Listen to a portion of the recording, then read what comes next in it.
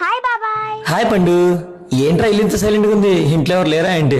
Mummy daddy బయటికి వెళ్ళారు. Mummy daddy ఇంట్లో లేనప్పుడు నేను డైరెక్ట్ గా డోర్ తీద్దాం ఎన్నిసార్లు చెప్పాను?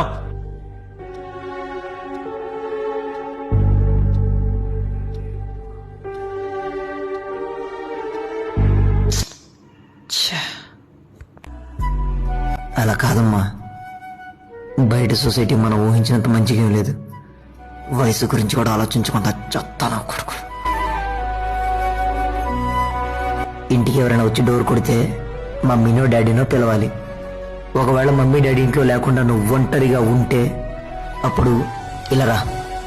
ఇలా కిటికీలోంచి చూసి వచ్చిన వాళ్ళు తెలిసిన వాళ్ళైనా తెలియని వాళ్ళైనా సరే మమ్మీ డాడీ ఇంట్లో లేరు, బయటికి వెళ్ళారని చెప్పాలి. నువ్వు వెంటనే డోర్ తీయకూడదు, అర్థమైందా? ఇంట్లో ఎవరు లేనప్పుడు నీ జాగ్రత్త నీ చేతిలోనే ఉంటుందిరా. ఇప్పుడు నేను చెప్పేదంతా నీకు అర్థం కాకపోవచ్చు, కానీ ముందు ముందు అర్థమవుతుంది. నేను చెప్పిన జాగ్రత్త. అన్నయ్య, అది పాప అల్లరి చేస్తుంటాను, నేనే కొంచెం. అంతా విన్నానురా.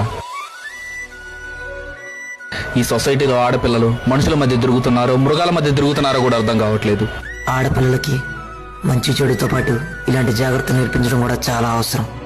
మన జాగ్రత్త మన చేతిలోనే.